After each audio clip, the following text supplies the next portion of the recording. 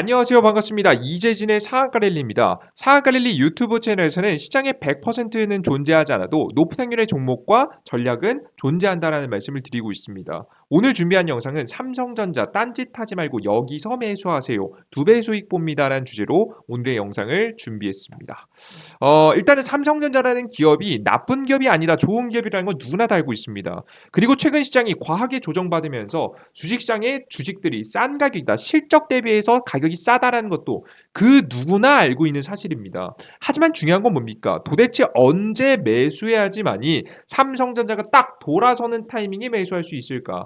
그것을 여러분들께서 굉장히 많이 고민하시는 분들이 많으실 것 같은데요. 저도 다양한 영상들을 전부 다 시청하면서 느꼈던 바가 있습니다. 저도 다른 영상들, 굉장히 좋은 자료들을 해주시는 영상들, 특히나 요즘에는 워낙에 유튜브 영상일수록 퀄리티 높은 내용들이 너무나도 잘 나오기 때문에 여러분들께서 다양한 영상들 시청하셨을 건데요. 느낀 점은 이겁니다. 너무 복잡합니다. 그죠? 그래서 도대체 삼성전자가 상승한다는 이유도 많고 삼성전자가 하락한다는 이유도 굉장히 많습니다. 자, 그런데 도대체 어떤 게 가장 중요한 기준이 되는지 모르시는 투자자분들이 계실 거예요.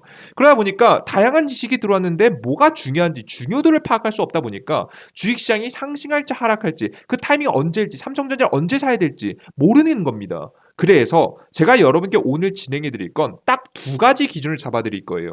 제가 설명해 드린 두 가지 기준을 보신다고 해서 100% 가장 최저가의 삼성전자를 잡을 거란 말씀드리지 못합니다. 하지만 적어도 턴 어라운드, 그러니까 바뀌는 시점, 우리가 삼성전자의 저가 부분이 언제쯤인지를 판단할 수 있을 만한 기준을 여러분께 설명드려 보도록 할 테니까요. 다른 거 보지 마시고 여러분들께서 딱 두 가지 기준만 기억하신다라고 한다면 더욱더 훌륭한 전략을 취할 수 있지 않을까라는 생각을 합니다. 그리고 삼성전자의 주가가 반등한다는 건 결국 우리나라 주식시장도 반등한다는 얘기니까요. 주식시장의 저가를 알고 싶으신 분들도 해당 영상을 참고하시면 좋겠죠. 일단 그런 타이밍을 알기 위해서는 삼성전자 관련된 뉴스를 쭉 보셔야 됩니다. 그리고 전 세계 경제시장 전망, 그리고 삼성전자 매수 매도 전략을 보셔야 돼요. 자, 그러면 여러분들께 본격적으로 이 두 가지 중요한 기준을 설명드려 보도록 하겠습니다. 일단 설명을 듣고 뉴스 분석으로 가보도록 할게요. 가장 첫 번째, 여러분께서 아셔야 되는 가장 첫 번째 실적입니다. 자, 주식시장의 실적이 잘 나온다라는 것은요, 주식시장의 상승을 만들어내는 요인이 되지는 않습니다. 그러니까 결국에는 실적 상승에 대한 기대감이 있을 때 주가가 올라가는 거지, 지금 당장 실적이 잘 나온다고 해서 여러분들께서 기업이 주가가 올라가진 않아요. 실제 보시면 삼성전자도 보시면 아시겠지만 요즘 실적 안 좋았나요? 여러분들? 이번 2분기까지 실적 안 좋았어요? 아니에요. 실적 좋았어요, 여러분들. 실적 좋았습니다.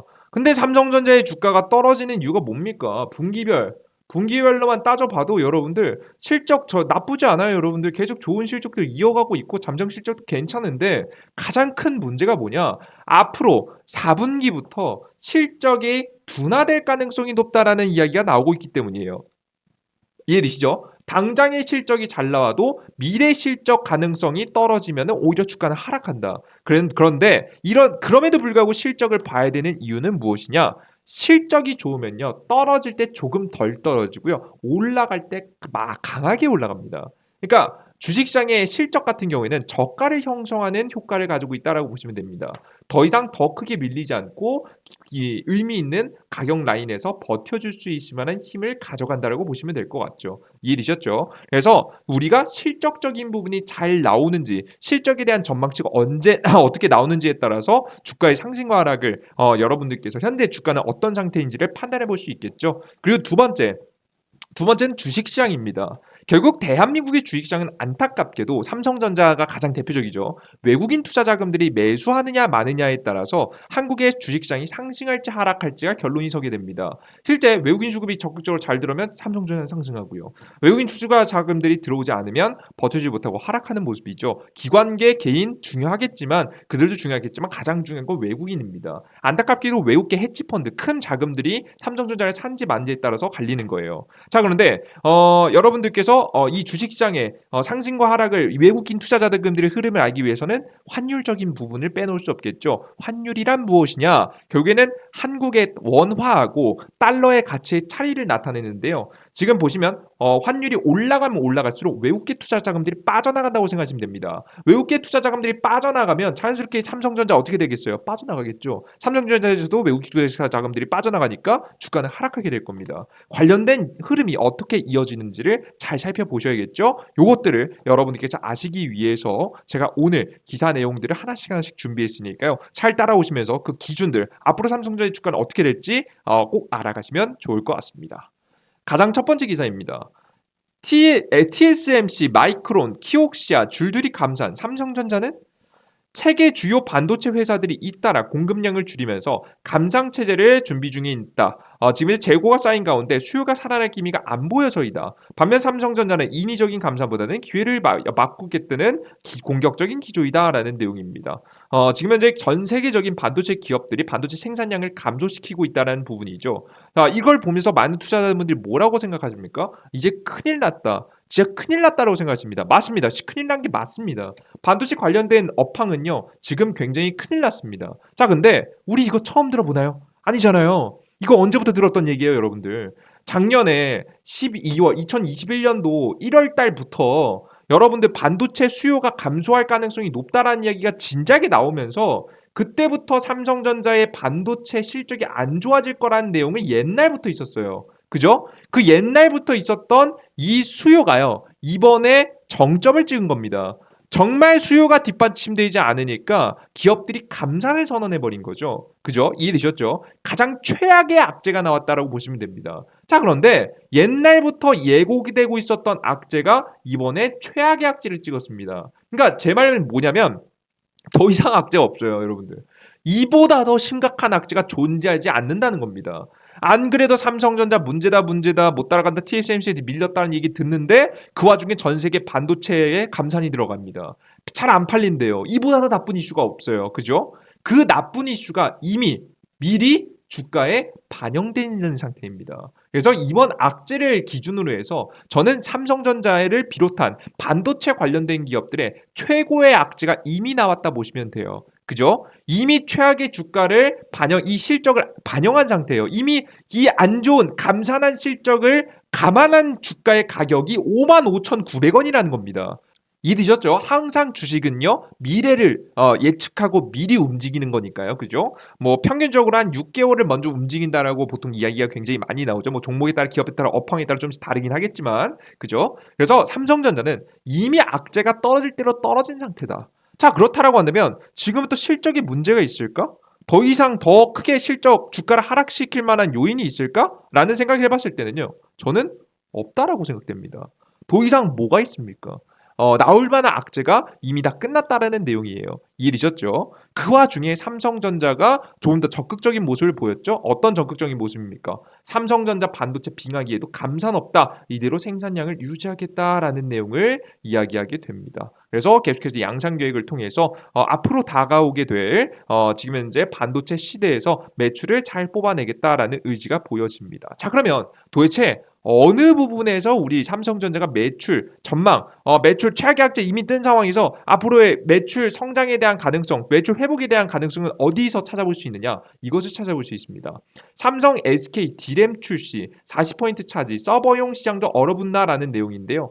지금 보시면 경기 위축과 고물가 등으로 여파로 메모리 반도체 업황이 둔화되는 가운데 삼성전자 SK하이닉스의 실적 효자인 서버용 D램 시장마저 내년에 시장 전망률이 성장률이 뒷걸음질 칠 것으로 예상돼 업계의 우려가 깊어지고 있다. 이거 보이시죠? 이미 다 최악의 내용들이 다 나온 거예요. 근데 여기서 주목할 점은 이겁니다. 삼성전자와 SK하이닉스의 실적 효자를 가장 대표적인 게 서버용 D램이었다라는 내용이죠.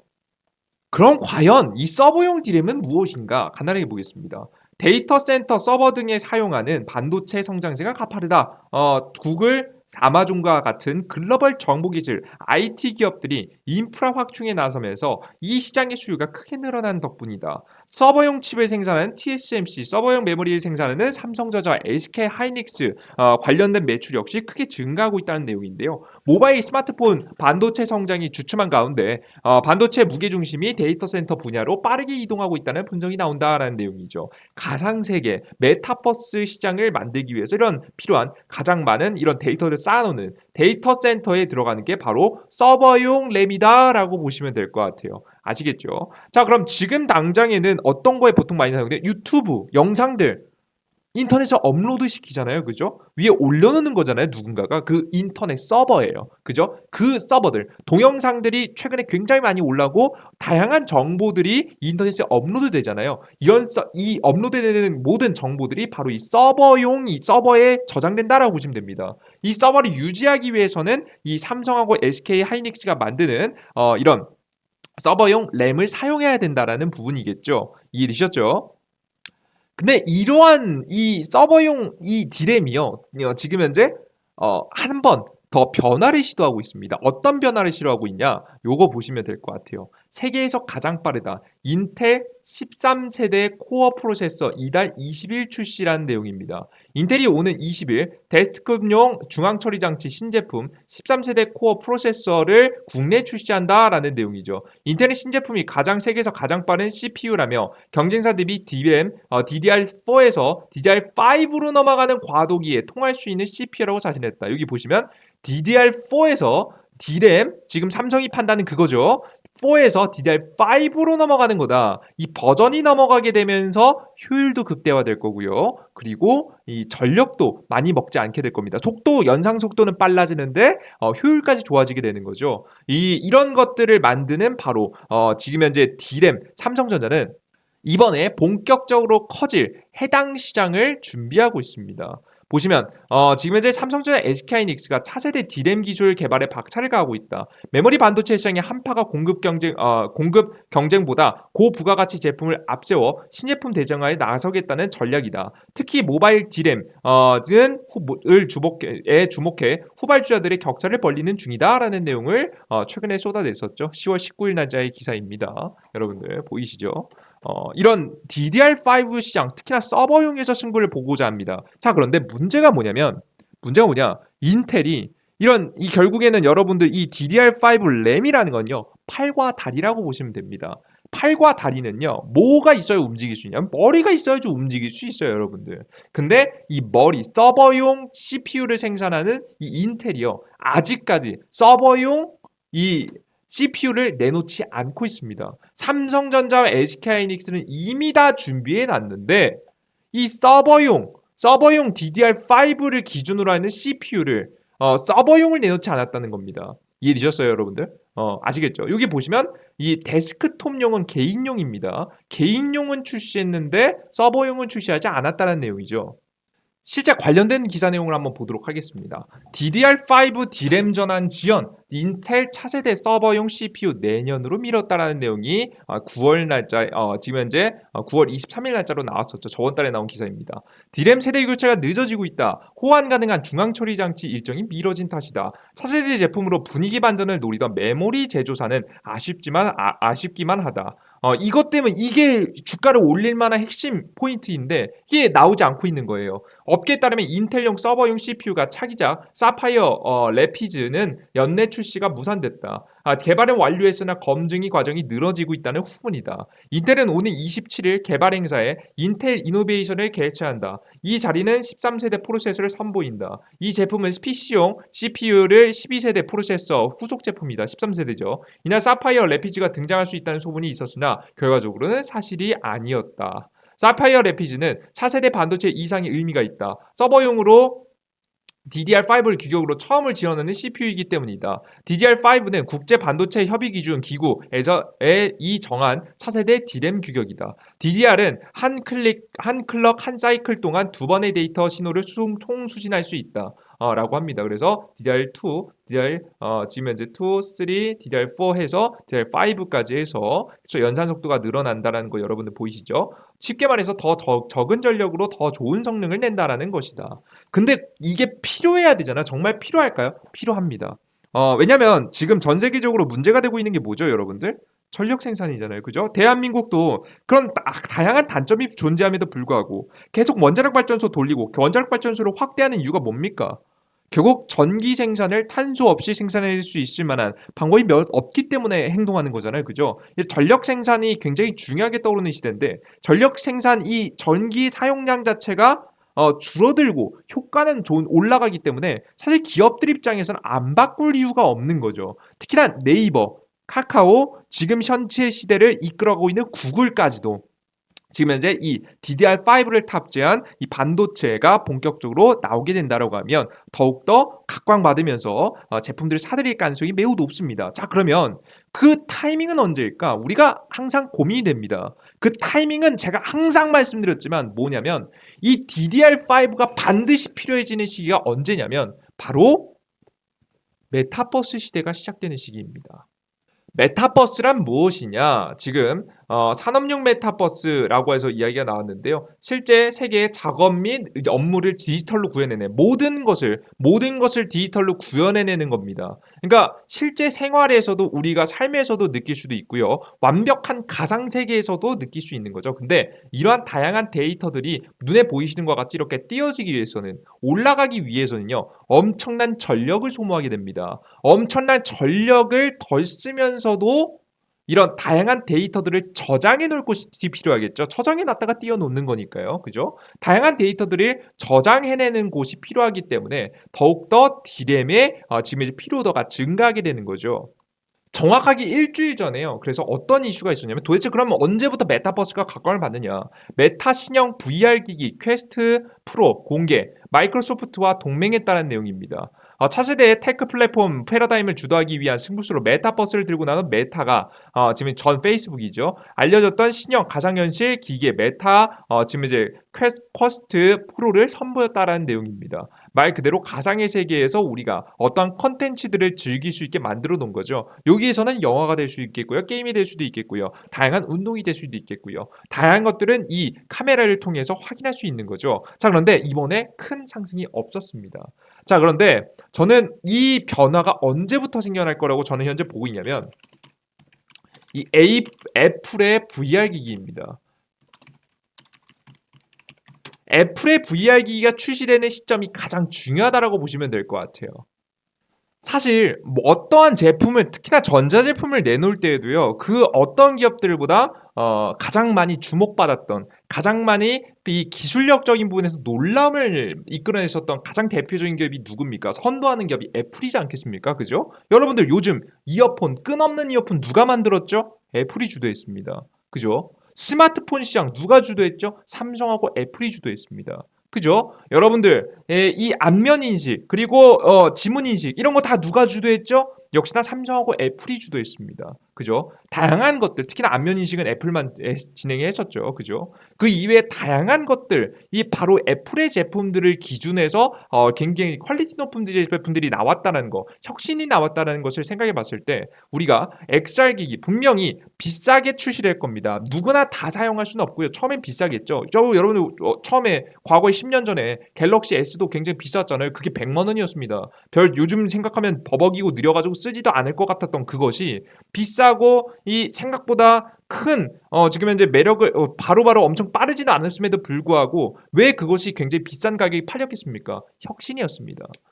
우리 삶을 바꿔놓을 수 있을 만한 혁신을 이끌어냈기 때문인데요. 핸드폰에서 우리가 문자 비용이 나가지 않고 데이터로 카카오톡을 하고 그죠? 다양한 게임들을 컴퓨터에서만 할 수 있었던 게임들을 핸드폰에서 할 수 있게끔 만들 수 있을 만큼 작은 컴퓨터라고 할 만큼의 엄청난 퀄리티를 보여줬기 때문에 삶의 변화를 만들어낼 수 있을 만한 패러다임을 만들었을 만큼 혁신이 있었기 때문입니다. 그런 혁신을 주도해왔던 애플이기 때문에 이번에 애플이 내놓는 XR 기기는 무언가 다르다라는 내용들이 솔솔 나와주고 있죠. 게다가 애플 같은 경우에는 같이 컨텐츠와 같이 내놓을 가능성이 매우 높습니다. 게임을 함께 지금 현재 섞어서 아마 지금 현재 제품을 지금 현재 양산할 가능성이 매우 높기 때문에 여러분들께서 지금 이것을 시작으로부터 혁신이 시작된다라고 보시면 됩니다. 처음에 반응은 싸늘할 수 있습니다. 처음에 반응은 안 좋을 수 있습니다. 우리가 누구나 모두가 스마트폰을 처음부터 좋아하지 않았듯이 분명히 처음에는 별로이라고 할 수도 있어요. 하지만 이것이 시작일 것이고요. 이것을 시작으로 해서 앞으로 5년, 10년간 큰 변화를 만들어낼 겁니다. 우린 그 누가 10년, 20년, 여러분들 15년 전에 스마트폰이 본격적으로 나오기 전에 여러분들께서는 누구나 핸드폰을 보면서 모두가 여러분들 핸드폰에서 동영상을 모두가 시청할 수 있을 거라고 생각하셨습니까? 아니죠. 동영상은 다 TV에서만 나오는 거였잖아요. 그죠? 근데 요즘 다 유튜브 보고 계시잖아요. 지금 영상을 보시는 분들 유튜브 핸드폰으로 보고 계신 분이 거의 대다수겠죠. 동일하게 애플이 만들어내는 변화가 저는 내년부터가 큰 변화의 시작이라고 봅니다. 그래서 이 메타버스 시장을 커지기 시작한다고 하면 이 제품들이 각광을 받으면서 커지기 시작한 시점에는 DDR5가 뒷받침되어야지만이 이 메타버스 시장을 감당할 수 있기 때문에 이 애플이 내놓는 시기에 맞춰서 메타버스 VR 기기를 내놓은 시기에 맞춰서 인텔 또한 내놓을 가능성이 매우 높지 않을까라는 생각을 합니다. 그래서 미뤄졌었던 일정이요. 내년도에 다시 지금 이제 인텔이 DDR5용 서버용 CPU를 내놓을 가능성이 높다라고 이야기가 나오고 있습니다. 이미 다 만들었고 안정화 작업이 들어가는 작업이에요. 근데 그 작업이 이 애플에 내놓는 시기하고 맞춰진다라고 한다면 더욱더 매력적일 수 있겠죠. 오히려 메타버스 시장을 준비하기 위해선 지금쯤 내년도에는요, 여러분들 출시가 될 가능성이 높습니다. 내년 몇 월이 된다, 이건 저도 모르죠. 하지만 내년이 가장 유력하게 모든 전문가들이 똑같이 이야기하고 있기 때문에 이때부터 삼성의 매출 실적 성장에 대한 가능성이 나오면서 이미 악재는 다 반영이 됐고 실적 성장에 대한 가능성이 나오면서 주가가 상방을 그릴 만한 가능성이 매우 높습니다. 이해되셨죠? 자, 그러면 이것도 일단 실적 문제는 해결된 것 같아요. 이 내년 1분기가 중요할 것 같아요. 내년 1분기가 어떤 변화가 일어날 거예요? 자, 근데 주식시장에는 언제 변화가 일어나느냐? 여러분들께서 제가 결국에는 외국인 투자 자금들이 들어와야 되고 외국인 투자 자금들이 들어오기 위해서는 환율이 문제가 해야 된다. 환율이 문제가 해결된다라고 벌써 말씀드렸죠. 계속해서 올라가고 있는 환율 때문인데 환율이 계속해서 올라가는 이유는 미국이 금리 인상을 하고 있기 때문입니다. 미국이 강력한 금리 인상을 지속하고 있기 때문인데요. 저는 결국에는 이 금리 인상에 대한 문제는요. 결국 내년도쯤에는 해결된다라고 저는 보고 있습니다. 제가 보시면 제레미 시겔 미국 증시 저평가 받았다. 이게 미국 증시뿐 아니라 전 세계 증시죠. 전 세계 증시 저평가 받았는데 1년 내 20에서 30% 정도 급등할 것이다라는 내용이 나오고 있습니다. 미국의 증시가 등락을 반복하면서 롤러코스터 장세를 나타내는 가운데 세계적인 투자 전략가이자 월가의 강세론자로 뽑히는 제레미 시겔 지금 와튼 스쿨 교수가 미국 증시 상승에 베팅에 나섰다라는 내용입니다. 지금 현재 인사이드에 따르면 미국 증시가 12에서 18개월 안에 최소 20에서 30% 급등할 수 있을 것이라며 장기적인 관점에 미국 증시가 상당히 저평가했던 상태라고 강조했다라는 내용이죠. 그죠? 이 내용은요, 무엇을 뿜고 있냐면, 이거 보시면 이게 가장 핵심입니다. 이 교수님께서는 최근 미국의 연방준비제도, 미국의 중앙은행입니다. 중앙은행이 과도한 긴축과 경기 침체에 대한 우려 속에서 증시가 하락했지만 내년에는 증시가 상승 랠리를 타게 될 것이라고 전망했다. 미국 곳곳에서 경기 침체 시그널이 나타나고 있는 상황에서 연준의 고강도 긴축도 내년에 전환될 수밖에 없을 것이라며 연준이 공격적인 금리 인상에 한 발 물러서는 시점이 증시 반등의 순간이 될 것이라고 설명했다라고 말하고 있습니다. 저게 언제부터 진행될지는 정확하게 예측할 수 없으나 내년도까지는 견딜 수 없을 만큼 미국의 경제가 망가져 있기 때문에 미국 금리 인상이 딱 멈추는 시기가 내년이 될 거라는 내용이에요. 실제 이 내용이요, 신뢰성이 조금 더 상승한다라고 생각했던 이유가 뭐냐면요, 실제 최근에 저가 매수가 굉장히 많이 들어오고 있습니다. 거인 등에 올라타라 큰손들 따라서 저평가주 담아볼까. 큰손들이 조금씩 저평가주를 매수하기 시작했죠. 자산운용사들 조금씩 매수하기 시작했고요. 그리고 공포의 일주일 큰손들 방산반도체 샀다. 이번에 급락하는 시장 속에서 외국인 투자자들하고 기관 투자들이 적극적으로 매수한 종목을 보시면 외국인 투자자들은 하나에어로스페이스, KT, 하나솔루션, 포스코케미칼, 삼성전지 같은 종목들을 매수했고요. 기관 투자자는 삼성전자, SK하이닉스, 삼성바이오로직스, 셀트리온 헬스케어를 매수했습니다. 실제 삼성전자, SK하이닉스는요. 여기 이 순위에선 좀 밀리긴 했는데요. 밑에 쭈르륵 보시면 삼성전자 하고 SK하이닉스 있습니다. 그만큼 외국인 투자 자금들도 적극적으로 들어왔다라는 내용을 확인할 수가 있죠. 그죠? 자, 그러면 이걸 보죠. 그럼 지금 사라는 건가요? 지금 바닥이라는 건가요? 지금부터 매수해야 되나요? 라는 말씀에는 아직은 노라고 설명드립니다. 여러분들. 분명히 내년도에 변화가 일어나긴 하는데요. 내년도에 변화가 일어납니다. 하지만 지금 당장 우리가 개인 투자들이 매수하기에는 한 번 더 하락이 남아있을 수 있어요. 그죠? 근데 그 한 번 더 하락은요, 기관 투자자들은요, 내가 만약에 100억이 있으면 100억이 아니죠, 여러분들. 1조가 있다고 계산하기 쉽게 대략적으로 1000조 정도가 있다고 생각해 봅시다. 우리 큰 손들, 이 기관 투자자들이 1000조가 있어요. 한 10조가 있다고 해봅시다. 10조가 있어요. 엄청 큰 운용사예요. 10조가 있는 이 운용사는요. 지금부터 매수를 시작해요. 한 2조 매수해요. 그죠? 엄청난 투자 자금들을 투자했어요. 그죠? 우리가 보기에는요. 하지만 얘네는 8조가 남아 있습니다. 그러니까 무슨 소리인지 이해되세요? 여유 현금이요. 물론 뭐 이 정도 남아 있는 그런 건 없겠죠. 그냥 여러분들 단위보다는 이 비율에 참고하시기 바랍니다. 중요한 건 얘네들은 돈이 많아요. 그래서 지금부터 누구라도 저평가됐다라고 판단하고 있는 현재 시점에서 매수를 들어가기 시작하는 거예요. 이해되셨죠? 그런데 우리는 그럴 필요까지는 없겠죠. 적어도 언제는 확인해주고 가면 돼요. 삼성전자의 실적 기대감이 생기는 메타버스의 성장의 타이밍인 애플의 모바일 VR XR 기기의 출시에 VR하고 XR 기기의 출시를 확인하고 매수해도 그렇게 늦지 않을 거라는 설명을 드리는 겁니다. 이해되셨죠? 그리고 제가 방송이 영상이 너무 길어질까봐 설명드리진 못하지만 뭐 설명드려보도록 할게요. 항상 설명드리고 있는데 미국이 결국에는 금리 인상을 강력하게 진행하고 있는 이유가 뭐냐면 코로나 바이러스 때 뿌려놓던 돈들을 회수하기 위해서거든요. 회수? 이 돈을 언제까지 회수하기로 했냐면 양적 긴축이라고 보통 표현하는데요. 채권을 다시 파는 행위인데요. 이 양적 긴축이요. 이번 연도 12월에 마감을 합니다. 예. 끝납니다. 여러분들. 끝나요. 이 양적 긴축이 끝나요. 그러니까 양적 긴축이 끝난다는 얘기는 저 여태까지 뿌려뒀던 돈들을 웬만하면 다 회수했다는 얘기예요, 여러분들. 자, 웬만큼 다 회수했다라고 하는 얘기는 뭐냐면 이 미국의 정책이 딱 변하기에 딱 좋은 시기라는 거죠. 그 전까지는 이악 물고 결국에는 이 양적 완화라는 건요. 양적 완화라는 것은 저는 이 총알이라고 봅니다. 그러니까 정말 위급할 때 사용해야 된다는 거죠. 총이고 총을 쏜 겁니다. 그죠? 맞아요. 이해되셨어요? 그런데 이 총이라는 것은요. 또다시 사용하기 위해서는 장전이라는 걸 해야겠죠. 돈을 장전한다고 생각하시면 됩니다.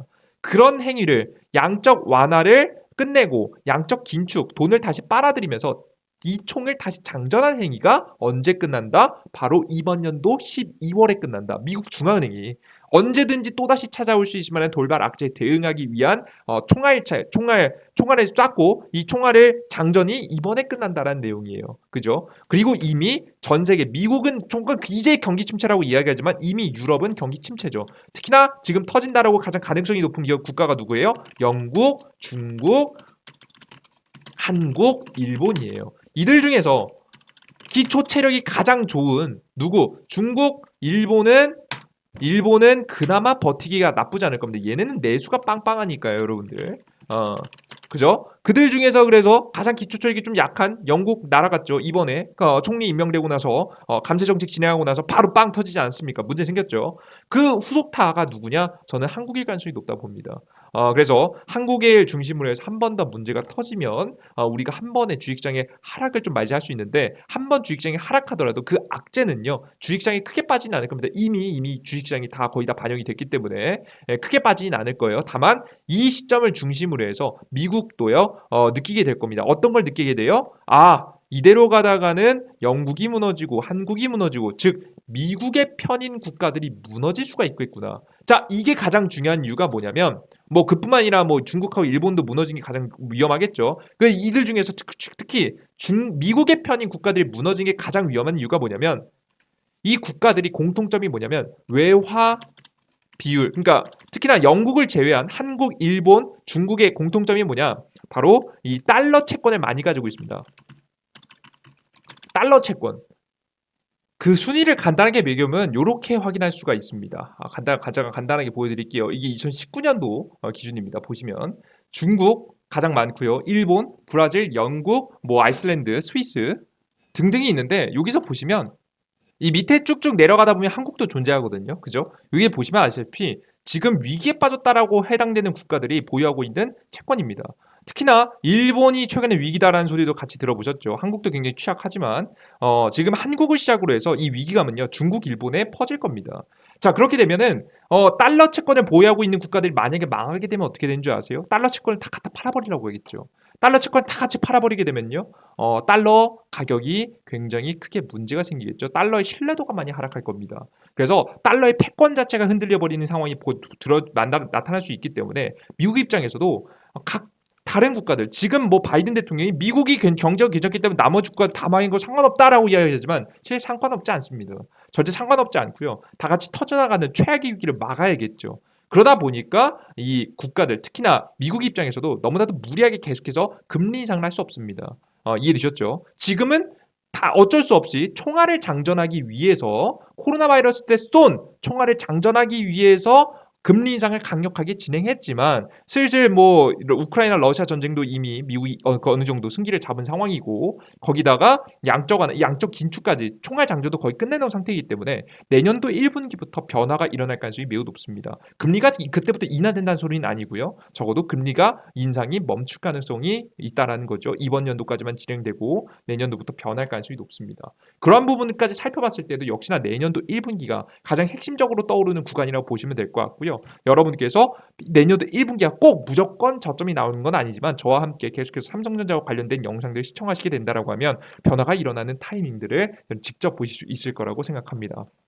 결국에는요, 주식 투자는요, 지금 당장 몇 포인트 갔다 몇 포인트 간다까지는 우리가 예측할 수 없습니다. 우리가 뭐 신도 아니고, 우리 전문가도 아니고, 그거 아니잖아요. 그죠? 그래도 적어도 개인 투자자분들도요, 충분히 공부하고 연구하시다 보면, 이런 사건이, A라는 사건이 터지면, 시장에 저점이 잡히는구나. B라는 사건까지 터지면 시장의 저점의 가능성이 높구나.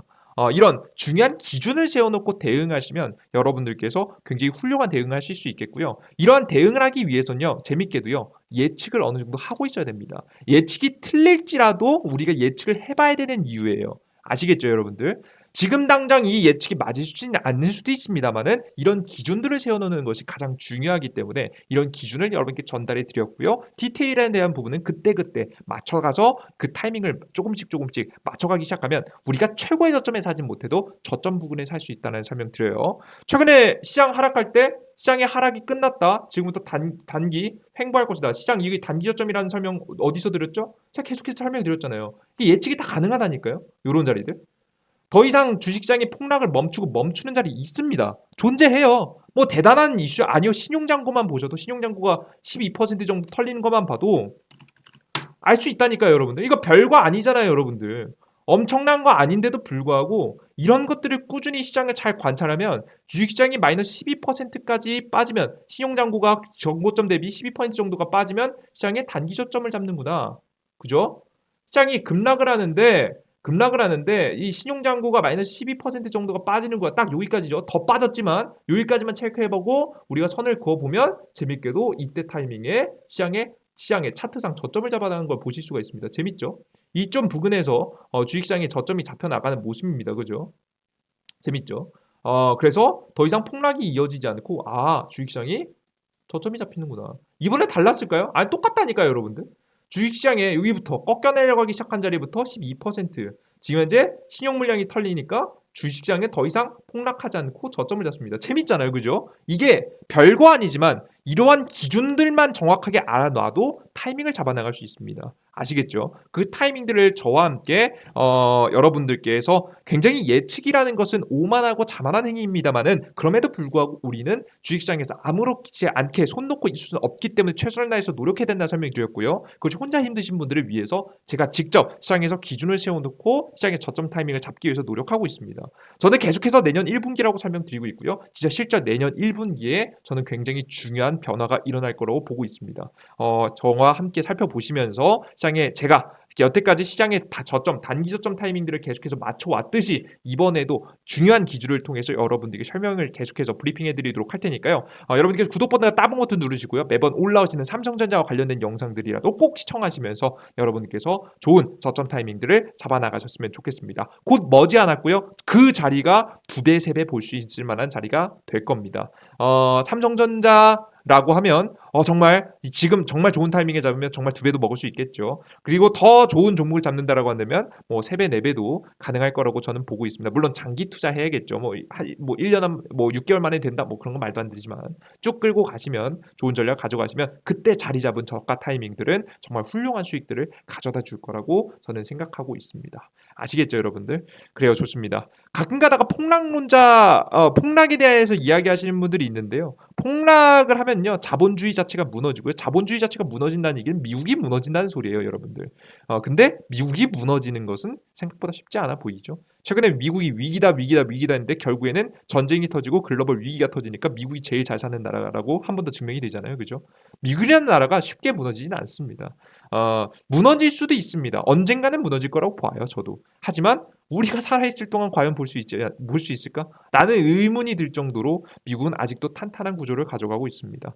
그 구조, 그 구조가 계속해서 자본주의가 유지되는 현상, 그래서 부동산이 가장 자본주의의 핵심이죠. 지금 부가 저장되는 곳이죠.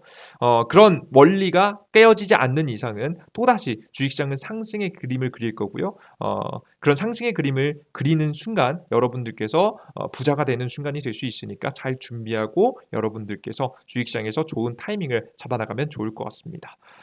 여러분 여기까지 오늘 영상 마무리해 보도록 하겠고요. 여러분들께서 혼자 투자하시는 분들이 힘드신 분들을 위해서 제가 이재진의 상한가 랠리라는 무료 어플리케이션도 운영하고 있는데요. 이재진의 상한가 랠리. 이 무료 어플리케이션에서 뭘 드리고 있냐면 무료 급등 추천주, 무료 급등 추천주, 일일 추천주, 무료 시황, 그리고 무료 테마주 정리 자료를 무료로 다 드리고 있습니다. 짧게는 3%에서 많게는 50%까지 수익 볼 수 있을 만한 높은 확률로 수익 볼 수 있을 만한 종목들을 제가 직접 골라서 여러분들께 무료로 어플리케이션에 100% 올려드리고 있으니까요. 여러분들께서 궁금하신 분들은 구글 플레이 스토어와 앱 스토어에 이재진이라고 검색하시면 됩니다. 검색창에 이재진이라고 검색하시고 들어오셔서 무료 다운로드 버튼 클릭하시고 설치 버튼 들어오시면 어떤 화면이 나오냐? 이런 화면이 나옵니다. 무료 어플리케이션 화면이 나오거든요. 무료 어플리케이션에서 앞서 보셨던 급등 추천주, 무료 급등 추천주 있고요. 무료 시황 상한가 분석, 무료 포착 자료 100%다 무료로 제공해드리고 있으니까 무료 회원 가입하셔서 여러분들께서 아이디 만드시고 활용하시면 됩니다. 핸드폰 번호하고 여러분들 뭐 다른 성함, 개인정보 이런 거 필요 없습니다. 여러분들께서 이메일 주소, 안 쓰시는 이메일 주소 하나랑 비밀번호만 설정하셔도 아이디 만들어지니까요. 여러분들께서 정말 안전하게 이용할 수 있는 어플리케이션이니까 다운로드 받으셔서 이용해 보시면 좋을 것 같습니다. 자, 오늘 영상 여기서 마무리해 보도록 할게요. 무료 급등전주 시황 테마주 정보 자료가 필요하신 분들은 바로 상한가 랠리 무료 어플리케이션까지 참여하시면 좋을 것 같아요. 여기까지 오늘 영상 마무리해 보도록 하겠습니다. 모두 감사합니다. 땡큐.